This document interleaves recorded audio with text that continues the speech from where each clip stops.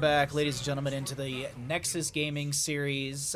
We have ourselves a Nexus division matchup. On the left-hand side, we got BeefBois. We got Danlore on the white main, Tlems on the Urel, excuse me. We got Grey main played by Mixels. H2O is going to be on the Diablo, and AFK in the core is going to be Fragastellar on the Vala. Over on the right-hand side, we have got Phoenix Rising Ruby. Tribulation is going to be on the Imperius. We've got Heart on the Mephisto. Felipe is going to be on the Muradin. Iox, Lox. I think it's Lox is going to be on the Ana, and Root Beer Guy on the Grey main. Lay down. Good boy, Bando. Just lay down, Bando. Good boy. Hey. I didn't double check that the players are on what side, so give me a second while you just enjoy the 1v1 right here. Root Beer Guy is on the side of BeefBois. Yeah, I thought this was gonna be one of those cases.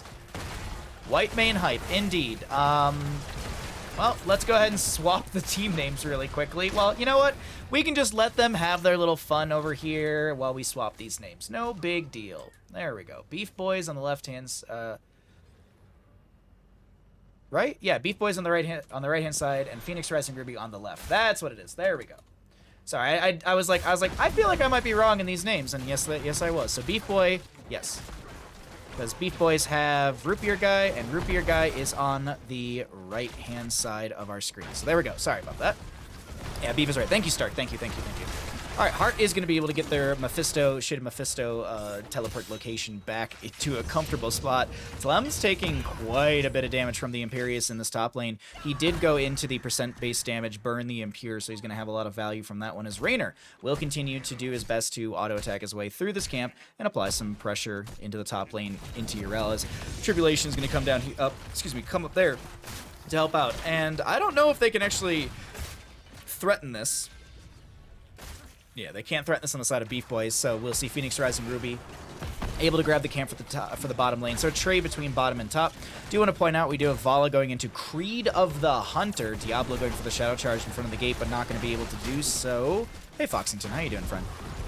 I hope you're having a great day. I hope your breakfast pizza was delicious. Mephisto, just trying to put pressure onto Mixels, who gets chunked quite heavily right there. Felipe trying to back off right now. Sleep Dart comes out from the Ana as well, but it's not going to be able to lock anyone down. Some multi-shots into the fort front gate here. A little overpower onto the Mephisto. I think Diablo H2O was trying to get the...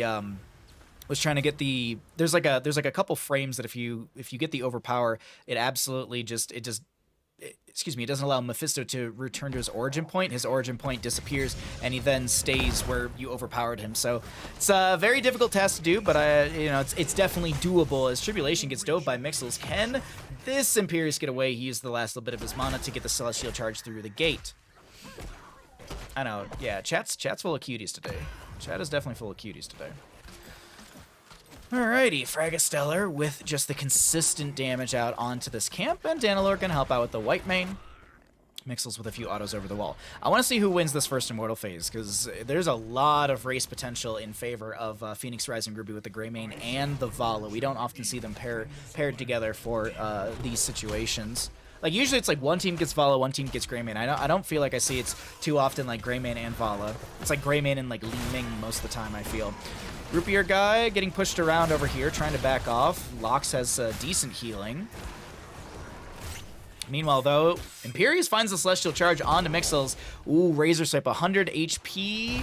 Nice Righteous Hammer to force back this Imperius, and now he is the one in an awkward spot.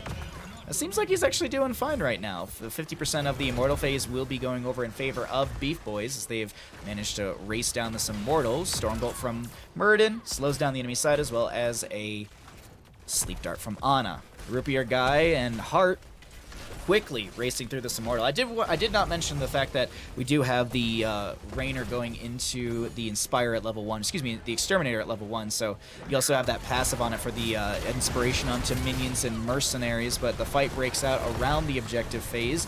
as Belith is going to be gaining some HP, but no actual kills. No kills to be found on either side. Still 0-0 in kills, and we are going to be having a nice, comfortable 6-6 in our levels. Even experience between both sides. Belith moving into bottom lane, dealing how much damage? 1,000, roughly a little bit more than 1,000 damage into structures. Overpower, but Hart is going to have the origin point for his Shade of Mephisto. Not going to be forced over the wall right there from the Shadow Charge of Diablo, or excuse me, Overpower of Diablo. Fort front gate will go down, and Hart is finding so much cooldown reduction, as well as having that Spite at level 4 to be able to have the cooldown reduction on your basic abilities as well. Oh, H2O taking quite a bit of damage. Mixels dives in, and this fort will remain at 50%. Sitting pretty good for the side of BeefBois. BeefBois doing a fairly good job right now. Looking around the map, we do have this top lane engagement. Waiting. Yrel just diving on top of this Imperius, and he's going to just continue to clear waves. He does have that holy fervor.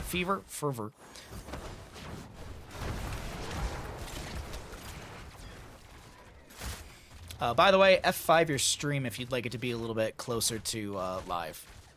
I think you should be able to F5 the stream.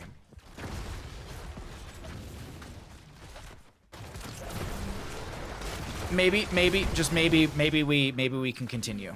Raynor Imperius, they've got the clear into this top lane. Bottom lane, though, we do also have the Impaler camp. So once again, the trade on the Impalers for the top and bottom. We'll see some Mephisto Skull Missiles coming out to just poke at the wave. Maybe a Shade of Mephisto to pop in as well. Hart will utilize that there, but has that origin point, playing really smart into H2O. I really like how this Mephisto is utilizing the Shade of Mephisto consistently, but also getting a lot of great cooldown reduction and ability to just constantly poke out onto the enemy side with the Skull Missiles as well as this Lightning Nova. Look at just how many enemy members Hart is keeping inside that Lightning Nova. And you also have the Furious Spark at level 1. Every third hit from Lightning Nova against the same target deals 89 bonus damage and grants Mephisto 2 mana. So more self-sustain and more damage. Always very, very nice. And we actually have the Ghastly Armor. That makes a lot of sense with the amount of auto attack damage from the enemy side. You've got Greymane Follow. That's 2 big auto attackers that are really going to just chunk you. But that Mephisto that Ghastly Armor reduces that damage by 25%. 10 talent here around the corner, so let's go ahead and cycle through some other numbers, get an idea what those look like. Sleep Dart from the Unstoppable onto Greymane, but he is still gonna be annihilated right there. We have Tribulation gonna dive onto the Whitemane in the backline. Whitemane able to back away. Fragastellar at like 1 HP, but Ana finds the snipe right there, and it's gonna be a double kill in favor for the side of BeefBois, who move over for the race potential. Muradin did go into Stormbolt build, and he's got that Sledgehammer at level 4, but this is going to be the disengage. I thought there was going to be a chase onto another kill. Not to be had. Here's going to be the race. Felipe kicking things off for the friendly side.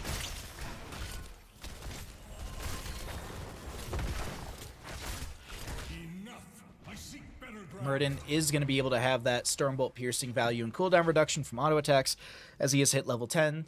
We do have the Durance of Hate from Mephisto. Nothing really out of the ordinary when it comes to our heroics, as we might have an invade onto this camp. Felipe does scout it out. Locks with the Sleep Dart over the wall, won't connect. Still have Raynor putting some pressure onto the enemy side. Felipe threatening. I wonder if we'll see a Dwarf Toss onto the point. Yrel with our Defender. Okay. Still nothing crazy out of the ordinary. Greymane, what are you thinking? Not Dark Flight. Go for the throat or Curse Bullet. You do have Curse Bullet to chunk the Muradin and the Imperius. But at the same time, Go for the Throat's going to be great to try and kill the Mephisto, as well as the Ana and the Raynor, so I like the Go for the Throat call. We'll see if he's able to get the value that we're expecting out from it. But now, a second Immortal of the game has arrived. BeefBois is going to be pushing up through the top lane. Here comes the Hyperion to apply more pressure into the lane. Durance of Hate not connecting onto the enemy side, just between a few enemy members. Apocalypse from Diablo will be utilized.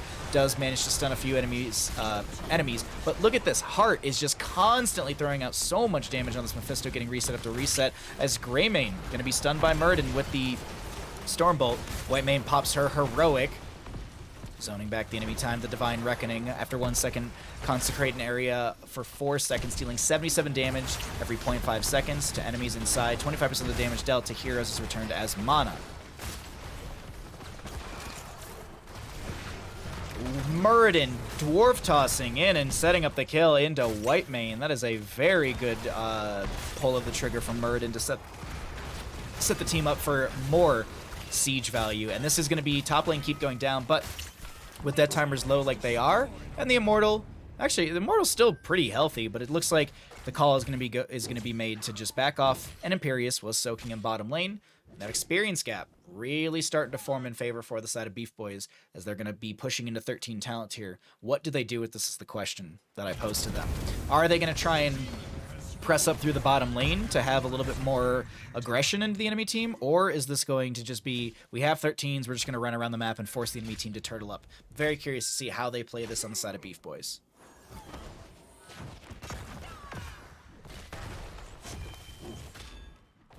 And as a reminder, if you're just jumping in, recommend F5ing your stream if you feel like you might be behind on stream a little bit.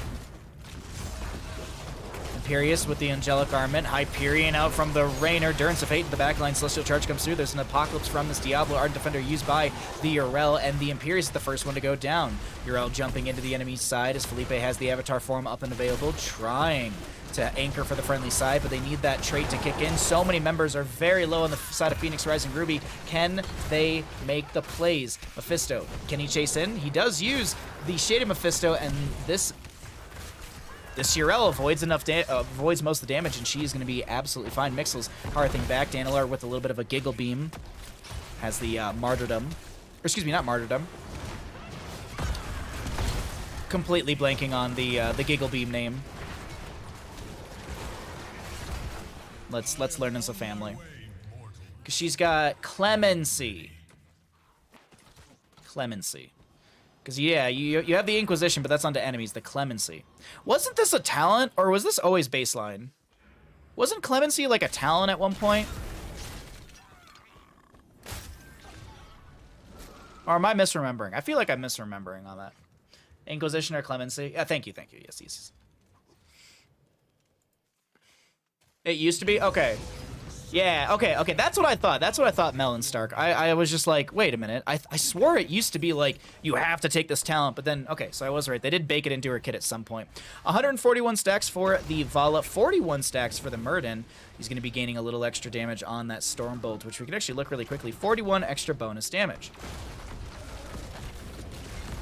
This level 1 feels like it's super nerfed. I don't know. Perfect Storm, it's hard to judge whether or not I like where it sits right now, but speaking of things that are sitting, this Diablo is sitting at 500 HP, a little bit less than that as he tries to fire stomp his way out of there. Vala does get another chunk of stacks on that Creed of the Hunter. Ana is going to go down. Durance of Fate connects onto one enemy member. There's going to be the Divine Reckoning with the Celestial Charge coming in from the Imperius. Greymane went for the throat, but couldn't find any effective damage to get a kill. The Ardent Defender was used, but I don't think it actually got much healing as Greymane does go down as well. Celestial Charge will connect onto this Urel, and the holy... No, actually, it's Rainer with the kill. Meanwhile, in top lane, Diablo trying to build back those souls that were just lost, and the Immortal is going to be burned down quite quickly by the side of BeefBois. This should be another Immortal phase in their favor. I think this map is probably the least bad map for Perfect Storm with Sledgehammer. I would agree. This is probably the one map where taking Perfect Storm is good. You know what I've really just started going into, though? I've started going into Dwarf Block at level 1. Like, watching Lobber play it so much during CCL, I gave it a shot, and I'm really liking where the Dwarf Block sits.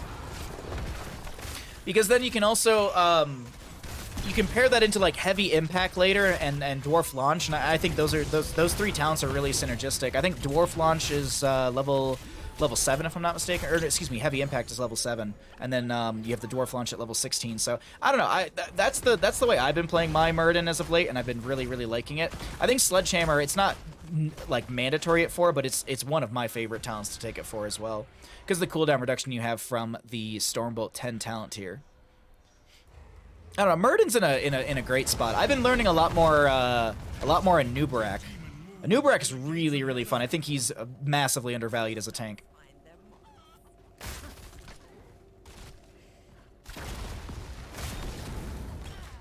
Okay, the Immortal is working his way through the bottom lane. Apocalypse comes out from the Diablo. There is a huge Durance of Fate onto the enemy side, and the Angelic Armament finds the kill into Diablo. full death timer on him as our defender isn't available for the Urel. Greymane went in for the throat and found the kill, but is he going to get punished for this? Hart not going to be able to chase in because of the origin point of the Shade of Mephisto. Okay, so we now have this push in through the bottom lane. Top lane has catapults already arriving. Is this enough to end the game? 2 members dead on the opposing side. Immortal still fairly healthy right now. Could there be a staggered kill onto Fragastella or someone else? We'll have to wait and see right now. But the BeefBois are stepping towards core. Diablo back from death. Oh, that's a really good Celestial Charge. Root Guy trying to apply some pressure onto the enemy side, and that's Root Guy going down. Durance of Hate will not connect, and the Immortal still wailing his way through the core. It's going to be game number 1, going over to the side of BeefBois. GG, well played.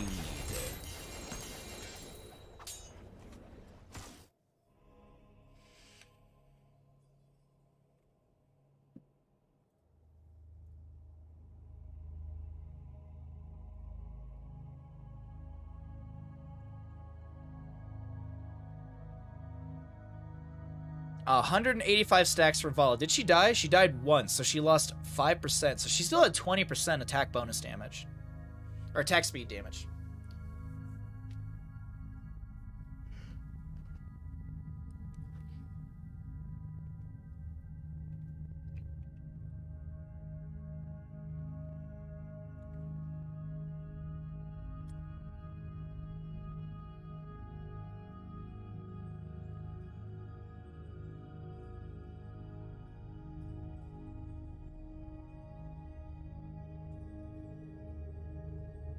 Chat, I have to tell you something. I have to tell you something. I need you to look at this and understand something important. It's very, very nice. It's very nice. That's very, very nice. This hasn't moved. This hasn't moved. I've been staring at this. We have a very nice amount of dropped frames. I just need to share that with you. It's a very nice amount of drop frames. All right, it hasn't moved, so for the rest of the day, for the rest of the day, let's just give internet.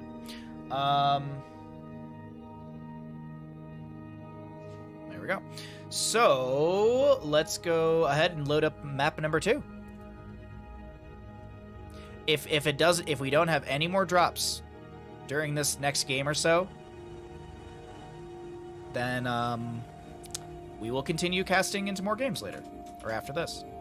We'll have to see, though. We'll have to see. So we got to find out. Can Phoenix Rising Ruby run it back? It'd be nicer if it was 0. Hold on. Desert, hold on. Hold on. There you go.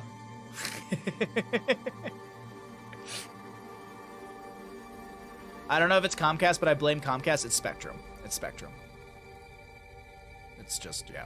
It is what it is, but you know what? It's level right now, Mr. Root Beer Guy, so let's go ahead and continue casting and find out what's going to happen here in map number 2. We're heading into Tomb of Spider Queen. Let's do the full open, and I'll see you in map.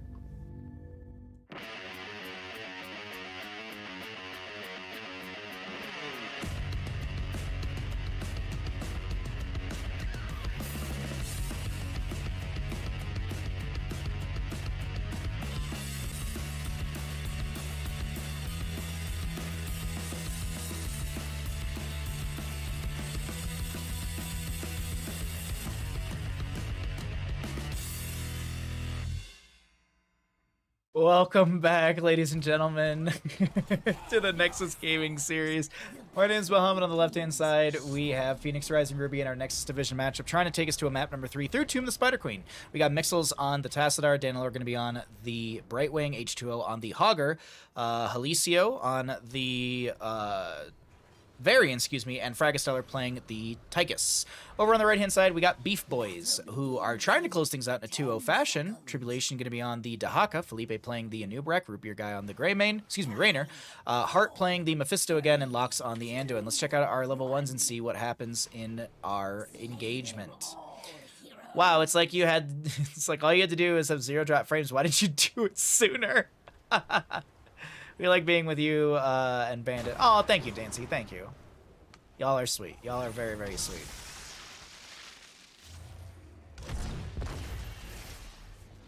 Oh, that's adorable, Shy. That is very, very cute. But it's good to see you all in chat. Thanks for hanging out. I hope you're having a great day. And let's find out what's going to happen here in our third best of 3 of the day. Who is going to be able to win Tomb of the Spider Queen? Rotation into bottom lane from H2O and Tribulation is going to be had. Let's just look really quickly at some of our level 1s. It's going to be the Enduring Swarm for the Dahaka. So he's going to be... reducing spell damage by 50% with his spell armor every time he pops that Dark Swarm. So that also, like, the Hog Wild is... like Staggering Blow, Hog Wild, the Easy Throw Dynamite, all of that is spell power damage, so you can reduce that by 50%, as well as you just have more sustainability, and then you can mitigate some of the Tassadar damage, things like that. So we'll see how this works out for the Dahaka as the game does progress. Thank you, Hostile, for boosting the stream. Much appreciated. Oh yeah, you can reboost the stream because we had to restart stream. Forgot about that. I forgot you can boost again. Hey, we did it, Foxington, thank you. Puppies are very loving, but too big to sleep on. Yeah. That, yeah, those are some big puppies. Thank you all for boosting the stream. Thank you. I think we're like a little bit less than 2K away.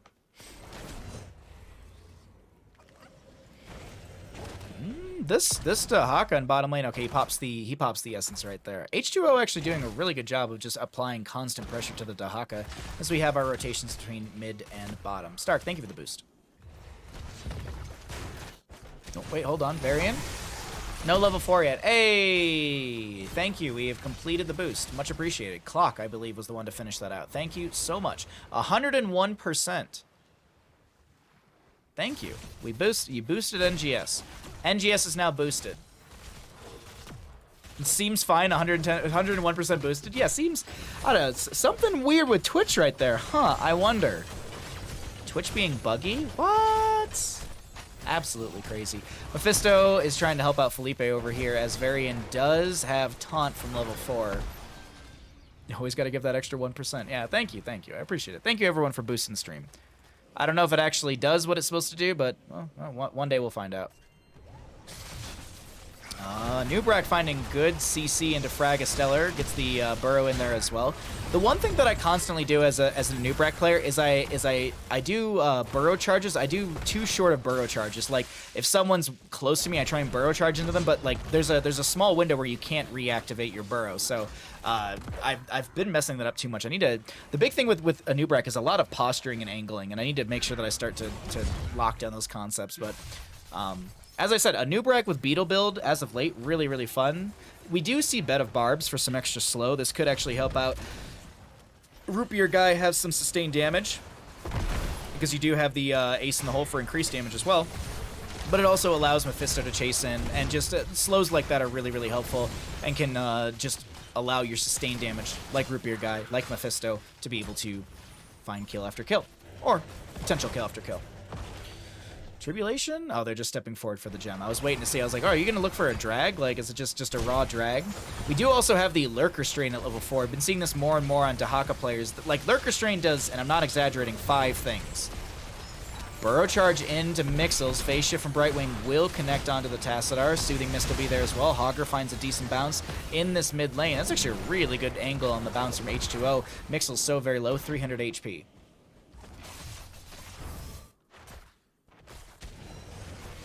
But yeah, Lurker Strain. Lurker Strain. 1, emerging from Burrow grants Dahaka stealth. 2, for 3, number 2 is knocking back enemies, dealing 165 damage. 3, slowing them by 30%. 4, reduce the cooldown of Burrow by 6 seconds. So I might have exaggerated, actually. I said 5 things. I mean, it kind of depends on how you break them up. Because stealth is 1, knockback, damage, slow, and then you have the burrow cooldown reduction. So it depends how you split the hair on that one. Heart just stepping forward, or at least jumping forward. A lot of retreat pings coming out. That's a big burrow forward. Mixels, 14 HP. 14 HP is the lowest I saw that go. Holy crap. That is, that was very terrifying, honestly, for the Tassadar right there. As they're still sticking around trying to throw some shock rays out, but need to be careful of that death wave from the Web Weaver. If they get caught by that, it should be enough damage to actually take him down. 8 up on both sides when it comes to our level, so let's go ahead and cycle through the other numbers, get an idea of what those look like as we have our continued play into the Tomb of the Spider Queen map number 2. Burrow charge in onto Mixels. A lot of damage, a lot of beetles, a lot of little lads here. Mixels, are you going to live with like 20 HP once again? No, this time it's about 200 or so. Varian with the taunt, but his son is going to be able to save the Anub'arak. I think I was playing Varian last night and we played against an Anduin, so it was just like, oh, it's time to just constantly dive the boy. Or maybe it was Warwick was playing it and it was on my friendly side. I'm not 100% sure. I can't remember. Turn-in availability exists on the side of Phoenix Rising Ruby. Will they be actually able to turn in, though? Mid lane already has some pressure onto that from the minion wave, and actually Anub'arak burrow charges out. There's a Chastise connecting onto Brightwing, and she will fall. A few gems on the ground from her, but not the vast majority, as we actually have most of those on this Varian, and I believe the Hogger as well. It's actually split between quite a few members on the friendly team. It's like 10 plus for most of the members. You can see the little breakdown on kills right there. Raynor getting that only kill so far.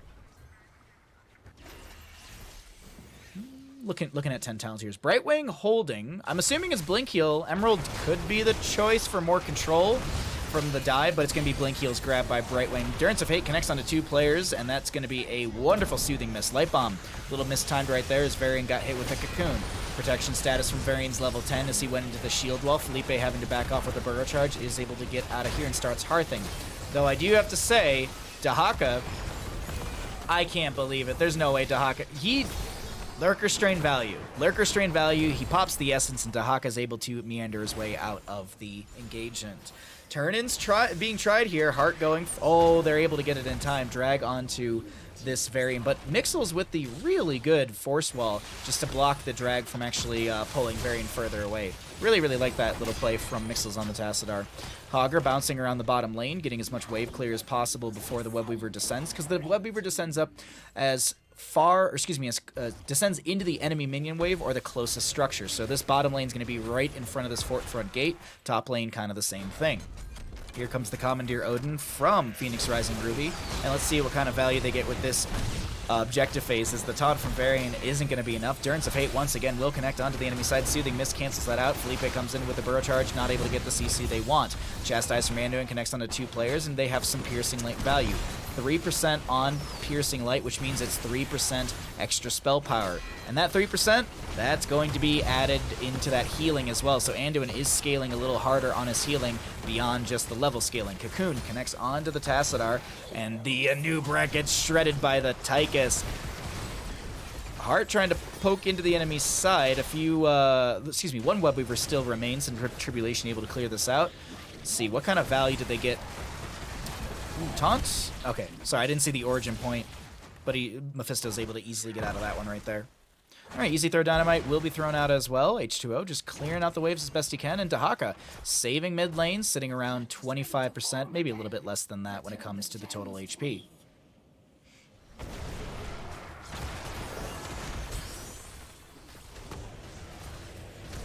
I'm waiting. I'm just like waiting patiently. I'm like, where is the big engagement? But none to be had. 13 talent here looming on both sides, and it's still 1-to-1 in kills. Turn-in availability is here for both teams. Seems like Lox and friends might be able to get this Raynor. No, it's Tribulation as the last bit. Who's got? Let's look at the gems. H2O. Oh, H2O might have enough. Yeah, H2O has enough right there for the turn-in for the team. So Tribulation and H2O are the ones to kind of contest this right now. I love just the little step forward from Dahaka every single time, and it's just like, that's enough. And same thing from H2O. Camps on the left and the right will be grabbed, and I'm assuming this is where we're going to see the big chase in from BeefBois. They want to get this turned in right now. Anub'arak is going to get knocked back, but also throws out the Impale. Hogger goes in with a big Hortapult and actually bounces quite a... H2O is able to bounce out of the engagement. Varian will go down in the 5v5, and I think that's enough room for Tribulation to get the channel here. Bottom lane does have Siege Giants, but I don't think that's the concern. The big concern is mid lane, where Tassadar did just get hit with the Cocoon. Light Bomb to follow up. Avatar form, excuse me, the Archon form to be used right there. Sorry, I was thinking of Murden for a second. Tassadar goes down. Staggered death in favor for the side of BeefBois. Oh, this is not looking too good as H2O is going to go down. That's a lot of gems on the ground. 20-something gems are going to fall, and this mid lane fort is going to be taken down by the side of BeefBois.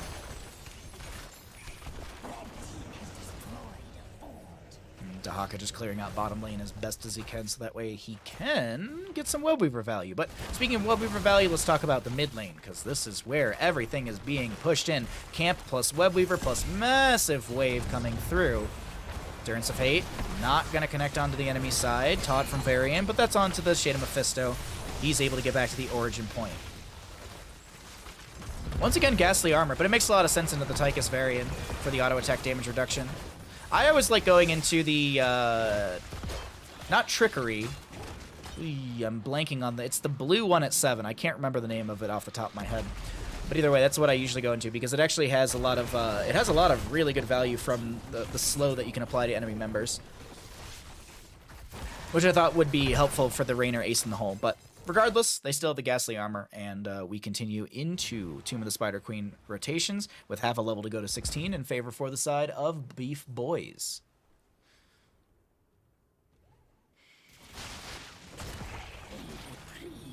Tassadar just doing a little bit of vision checking right now for this, for the friendly team. Does have that, what is it, level 13 Oracle. Does it give anything else? Passive, when stationary, gain 30 spell armor for... Okay, so you do have that. Yeah, there you go. 45-second cooldown. But that passive is still very, very nice. So long as you're standing still. How long do you... Wait, hold on. How long do you have to stand still? Oh, just while stationary. Okay.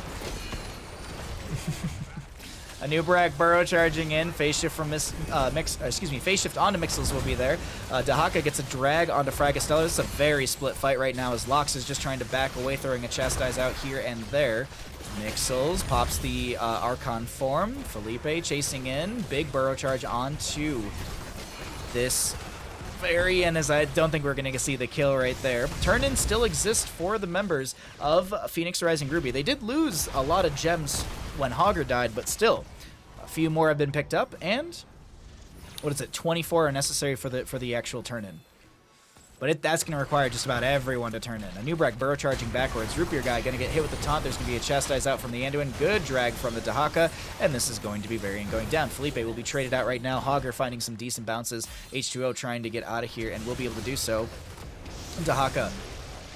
Oh, that Endurance of Hate not working out for the friendly team. H2O going to get the phase shift from Brightwing. Drag from Tribulation not working out, but the Leap of Faith will save this Dahaka. No Chymo Cleanse there. There's another one. You have the level 16 Glyph of Faith as the Light Bomb will be thrown onto this Hogger. He gets hit with the Isolation as well. Mephisto. Oh my god, Tychus wasn't even actually able to pilot his Jaeger, and he's going to get picked off. He might have actually taken a step and then died immediately. Oracle gives you that counterintuitive playstyle of, let me mitigate this AoE by standing in it. Ah! Well, they do get the Webweaver turn in, but Hogger goes down, so does the Tychus. Varian back into the top lane. It's looking like this should be fairly well managed by the side of BeefBois.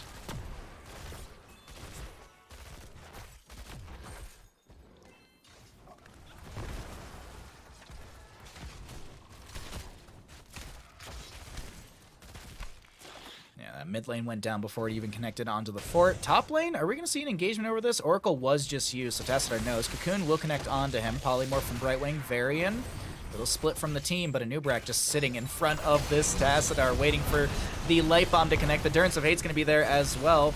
A Nubrak should have another form of CC with that Burrow Charge. Does manage to do that exactly. Tassadar does go down. This Varian trying to pick up the gems, but it will be zoned off of them, and is... Whoa, that's a very deep Hogger dive with the... Hog Wild. The top lane fort will fall to the Webweaver, but I think there's more investment into some of these kills as there's a drag isolation onto the Brightwing. H2O trying to back away, but he's going to get body blocked to oblivion, and that's another kill in favor for the side of BeefBois. Top lane Webweaver pushing on through to the keep. As always noted, the Webweaver slowly loses HP over time, regardless of whether or not they're being hit. That is just the mechanic on this map. Unlike Garden of Terror, where the Garden Terror just pushes into lanes, you have to clear them out. The difference, though, the Webweaver descends as far as the enemy minion wave. The Garden Terror descends as far as your wave. So if this is your wave, this is where the Garden Terror would have spawned. We're not counting that.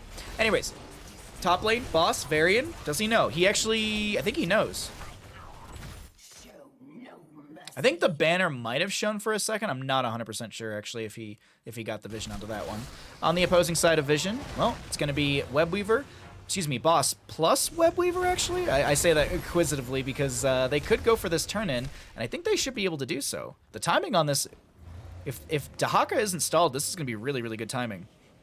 You'll have the Webweaver arriving just behind, yeah, this is going to be just behind the boss, which actually the boss is being slowed a little bit. So this is, as I said, the timing is actually pretty good on this for the members of BeefBois. Let's see what happens, though. Can they actually take this keep? Maybe even the game. Hyperion out from the Rainer. Boss wailing his way through this keep through the top lane. Hyperion, the Yamato cannon, the tomato cannon doing quite a bit of damage as well. Chastise connects onto the Varian. Hogger trying to find some sort of hog wild. Boss, man, my timing on that was very off. The boss does go down, and the Webweaver just now gets into lane. Seems like this is going to be a play for double keep.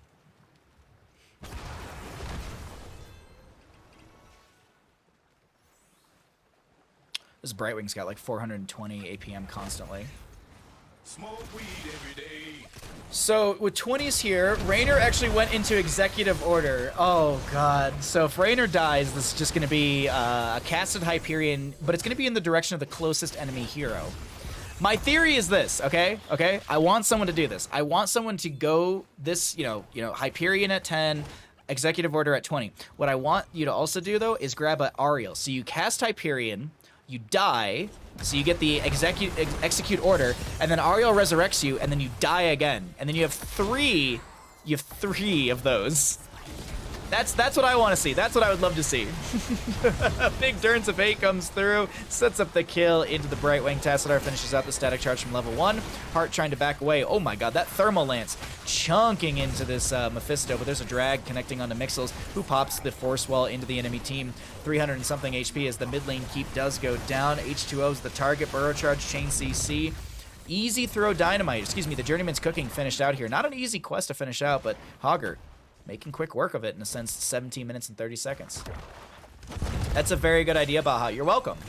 Also, Garden Terror is melee range and prioritizes by forts, while Webweavers are stay at range, not target. That's true. That is true. That is very true. Does triggering a stasis count as a death for the quad Hyperion? No, I wish. I wish, Covert. I really wish.